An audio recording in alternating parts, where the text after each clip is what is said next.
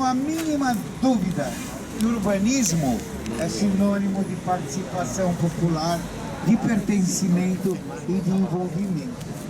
E essa praça aqui foi uma praça que o Dória, quando assumiu a prefeitura, inventou de contatar uns franceses para doarem um projeto aqui para o Largo do Aroche. Bom, fizeram os franceses aí do consulado da França, uma tal de empresa Triptyque, fizeram aqui o projeto, não teve discussão com a comunidade. Ei, deixa assim, solta a bandeira. Não teve nenhuma discussão com a comunidade, nenhuma. Fizeram um projeto aqui, teve uma companheira nossa que entrou na justiça, aqui da Vieira de Carvalho, embargou a obra, conseguiu diversas modificações. No final isso aqui foi 6 por meia dúzia, porque o que eles fizeram até agora eu não entendi. Tinha um piso maravilhoso da gestão da marca Suplicy, que era ladrilho hidráulico, maravilhoso ladrilho hidráulico, que é muito superior a esse concreto aqui. Iluminação, em qualquer lugar você tem que melhorar a iluminação. E a grama eles trocaram, quer dizer, podia ser trocada. E trocaram 6 por meia dúzia. Eu confesso que eu não sei se entrou dinheiro público, mas eu sei que foi um vexame até para o consulado da França. Lamentável. Assim como o Vale do Anhangabaú, essa gestão fez, jogaram dinheiro no lixo, quando nós temos prioridades dramáticas, né, Nicanor? É remédio nas UBS, então destruíram uma obra maravilhosa do Jorge Wilhelm, que morreu faz 2, 3 anos, tinha 30 anos, premiado. Estão fazendo lá um chuveirinho que já estão chamando de bidê, que vai ser o novo banheiro do centro de São Paulo. Tiraram uma área que era uma área ali foi as diretas já, reuniu 1 milhão de pessoas. Quer dizer, praticamente fizeram o quê? Tiraram uma área potencialmente de agregação de pessoas, né? Os grandes shows da Copa do Mundo, o FIFA Fan Fest. Quer dizer, é lamentável. Quando que esse prefeito vai embora? Meu Deus do céu, me acorda no dia 1º de janeiro, quando mudar o prefeito. Eu vou dormir hoje à noite, me acorda, Nicanor. Vai, a dona Veridiana. Conta aí da dona Veridiana, Bom, eu queria falar de duas mulheres. Primeiro, a gente já passou várias vezes na casa da dona Domitila de Castro do Cantimeno. Quem foi dona Domitila? Qual foi o título nobre que ela teve? Marquesa de Santos, muito bem. A Marquesa de Santos, ela é importante na história da nossa cidade, porque todo mundo sabe, ela foi amante do Dom Pedro, ela foi morar com ele lá no Rio, e dizem ela teria influenciado o Dom Pedro para instituir aqui em São Paulo a primeira escola de direito do Brasil, uma das duas primeiras, né? Porque teve a de Olinda e aqui em São Paulo. Dizem, ninguém prova, mas de qualquer forma, já tinha isso, mas de qualquer forma, alguma coisa ela deve ter feito lá. E depois ela veio para cá, foi expulsa da corte, trouxe muito dinheiro. Então a dona Domitila, Marquesa de Santos, é uma mulher importante na nossa cidade, fez muitas festas lá na casa dela, enfim. E a dona Veridiana Prado, alguém já ouviu falar da história da dona Veridiana Prado? Ela nasceu nos anos 20, se não me engano, 1820. O pai dela era amigo também do imperador, tinha estado com Dom Pedro no dia da independência e tal. Mas ela foi obrigada a ficar muito rica. O pai dela era muito rico, tinha muita plantação, primeiro de algodão, depois de café. Foi obrigada a se casar com o tio. Naquele tempo as famílias ricas não gostavam de casar com outras famílias para não dividir a fortuna.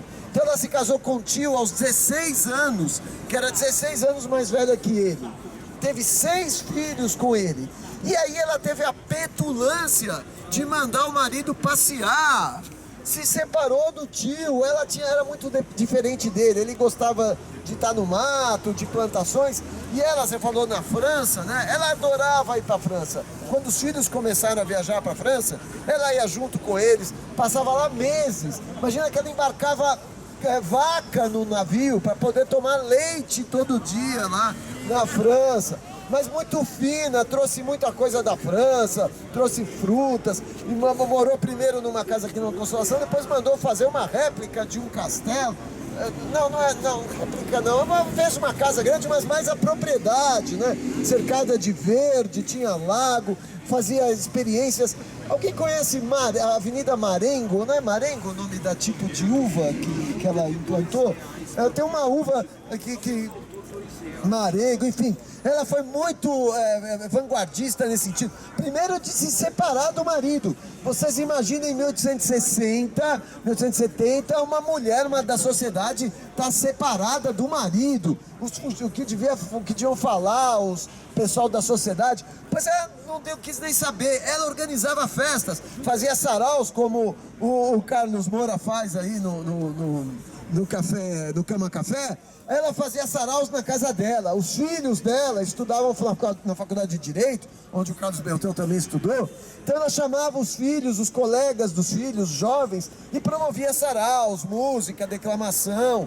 Depois os netos. Ela gostava muito de progresso. Um dos filhos dela foi amigo do Essa de Queiroz, que foi amigo dela também. Essa de Queiroz tinha muita admiração por ela. E ela, assim, gostava de coisas modernas. Ela tinha um neto que gostava muito de ciclismo, de bicicleta. E o que ela deu pro neto? Além de ter dado bicicleta, mandou fazer um velódromo. O que é velódromo? Uma pista de bicicleta. Ela fez uma pista de bicicleta no terreno dela, lá na Rua da Consolação, que depois se transformou num estádio de futebol, mas é outra história. Mas quem gosta de futebol, saiba que, graças a Dona Veridiana, o primeiro estádio de futebol de São Paulo e do Brasil foi numa adaptação de um velódromo. Então, Dona Veridiana Prado, uma paulista, que aqui na cidade também dá bastante seus filhos, netos, ela deixou um monte de herdeiros. Quem foram os filhos dela? Conta aí. Ela teve 6 filhos, 4 homens e 2 mulheres. Um dos homens, o mais velho, foi o primeiro prefeito de São Paulo, o conselheiro Antônio Prado. Um dos genros dela, casado com a filha, foi o Elias Pacheco Chaves, que era o dono do Palácio Pacheco Chaves, onde foi depois o Palácio do Governo, e hoje está sendo usado como Febrae. Pode ser visitado durante a semana? Pode entrar lá, Dama de Miguel, dizer, aqui nos Campos Elíseos. O neto dela, teve vários, o neto dela foi o primeiro, tem no seu livro aí, o primeiro aviador de São Paulo? Quem foi o primeiro aviador de São Paulo? Edu Chaves, neto da Dona Veridiana Prado. Então ela deixou... E o famoso Caio Prado, quem foi? Caio Prado, Fábio Prado, neto dela, foi prefeito de São Paulo. Foi prefeito de São Paulo, muito bem, de 34 a 38. Quando fala do Ibirapuera, quem começou a construir o Ibirapuera foi o prefeito Fábio Prado em 1935, 34. Mandou lá o Manequinho Lopes. Isso, o Manequinho Lopes, essa é a coisa. Chamou o Manequinho Lopes, trouxe o eucalipto lá da Austrália. Que legal, muito bem. Boa justiça, Fábio Prado, que se casou com a Renata Crespi, não tiveram filhos. Todo mundo conhece o Museu da Casa Brasileira na Avenida Faria Lima? Maravilhoso. Era a casa do Fábio Prado com a Renata Crespi. Então, outro neto famoso. Paulo Prado, outro neto dela, foi quem bancou o aluguel do Teatro Municipal para a Semana de Arte Moderna de 22. Dizem que até a ideia foi da esposa dele, que era uma francesa. O nome da francesa, esqueci, mas a esposa do neto da Dona Veridiana, Paulo Prado, e que então deu a ideia de se fazer uma semana de arte moderna.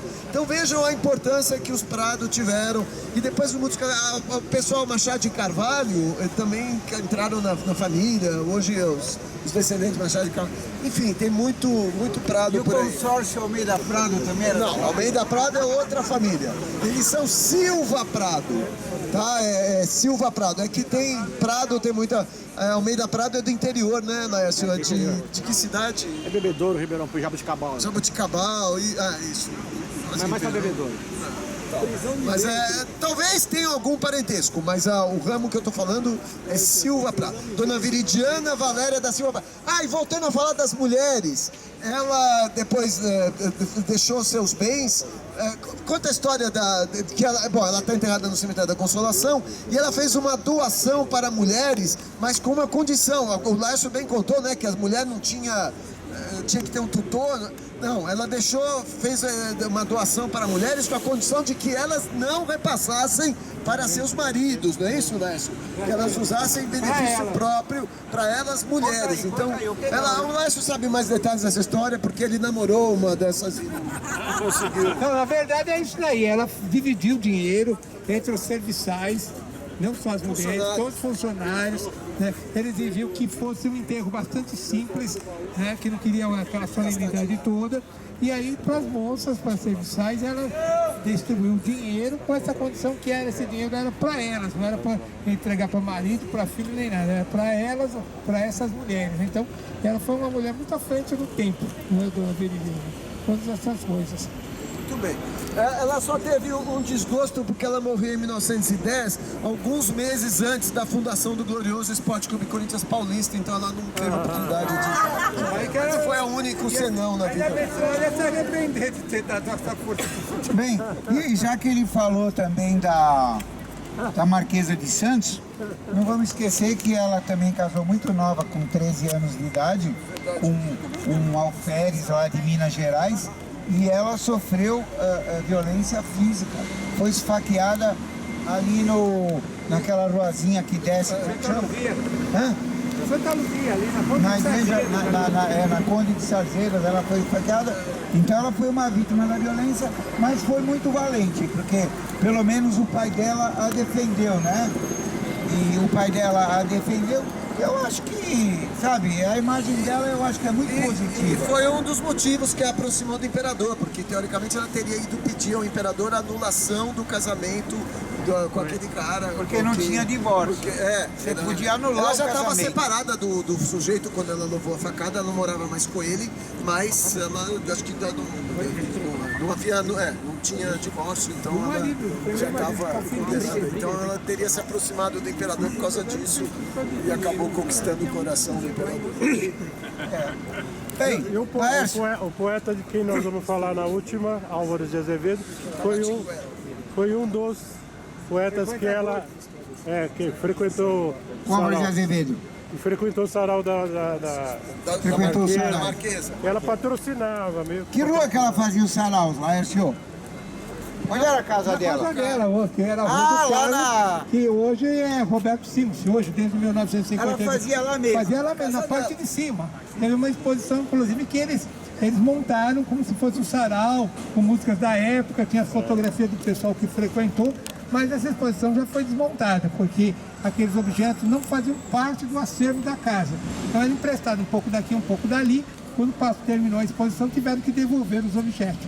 Mas era muito interessante que tinha músicas de época, tinha as fotografias dos poetas, como o do Álvares de Azevedo, os frequentadores do sarau. Era na parte de cima, no salão nobre da casa. Ali era a Rua do Carmo, e depois com a morte do Roberto Simons passou a ser Rua Roberto Simons. E sem esquecer que São Paulo, na época, fora a tuberculose que dominava, era uma cidade de garoa, nevoenta, escura. Então era meio triste a cidade, né? Com certeza. Não era uma cidade alegre. Escura, né? E os poetas eram bem tristes também, né? Bem triste. Os estudantes... Não, eram tristes, porém boêmios. Mas Eram felizes, felizes da noite. Mas morria muito, né? A morte sempre rondava. Bom, então nós vamos voltar pela Rua do Aroche ou voltamos... Hã? Para da De quem? questão importante. Bom, aqui nós temos o prédio ali da Academia Paulista de Letras. Ela foi fundada em 1909, mas lógico que não tinha dinheiro para isso, né? E aí ela está isso a partir de 53, 54, e aí funciona a Academia Paulista de Letras. Ela foi fundada no dia 27 de novembro de 1909. E tinha inspirada na Academia Brasileira de Letras, 40 membros, tinham que ser brasileiros e tinham que ou nascer em São Paulo ou morar em São Paulo. Essa era uma das exigências. E teve uma mulher que participou da criação da academia e ela também foi uma poetisa, Prisciliana Duarte de Almeida. Ela era mineira de Pouso Alegre, nasceu em 3 de junho de 1867 e faleceu em São Paulo em 13 de junho de 1944. Caramba! E ela escrevia versos e crônicas da imprensa e interessante. Em 1899, fundou a revista quinzenal A Mensageira, 1899, uma das primeiras publicações femininas paulistanas. Então, ela foi poetisa, ela participou da criação da academia e ela também foi, escrevia essa revista, além de colaborar em jornal, ela fez uma revista dedicada às mulheres. Vocês acham até no Google Imagens, tem até a imagem dessa revista. A primeira página. Pioneira, né? Pioneiríssima em vários setores, em vários segmentos. Aí antes de. Já vamos voltar. O Sargento falou do Chaves, foi um dos pioneiros da aviação, mas nós temos também, né? É interessante que as mulheres também Muito bem. foram pioneiras na aviação. Então vamos falar aqui dessas mulheres. Anésia. Primeiro, Tereza de Mar. Tereza de Marzo. Anésia Pinheiro Machado. Para vocês verem, o Santos Dumont inventou o avião e não precisava de brevet. Mas o primeiro brasileiro a ter o brevet foi em 1911, foi o Edu Chaves. Mas aí, em 1922, nós tivemos umas mulheres que foram também brevetadas. Então, uma foi a Tereza de Marzo, em 8 de abril de 1922. Ela recebeu o brevet número 76 da Federação Aeronáutica Internacional na França. Ela prestou o exame aqui e recebeu de lá. Mas ela não prosseguiu a carreira. Ela era muito boa, chegou a fazer vários voos e tal, fundar uma escola de aviação, né, no Ipiranga, mas o instrutor tinha muitos ciúmes dela. Ela era filha de italianos, de napolitanos, imigrantes, mas o instrutor tinha muitos ciúmes dela. Chegaram a voar juntos e não permitiu que ela seguisse na aviação. E ela acabou sendo esquecida da aviação, porque ela sumiu. Mas aí no dia seguinte, no dia 9 de abril de 22, a Anésia Pinheiro, que nasceu em 1902 e morreu em 99, ou seja, 97 anos, recebeu o brevet número 77. Agora, ela voou. Foi a primeira mulher a fazer voos acrobáticos, foi a primeira mulher a transportar passageiros. Ela recebe em 40, se torna privada em agosto, piloto privado e piloto comercial. Então ela teve uma carreira bastante grande e sempre foi feminista, sempre defendeu as mulheres. Ela morreu no Rio de Janeiro, ela propôs que ela fosse cremada e as cinzas estão no Museu do Cambacu, que é a terra do Santos Dumont, lá em Minas Gerais. Então aí nós temos duas mulheres pioneiras. Oi?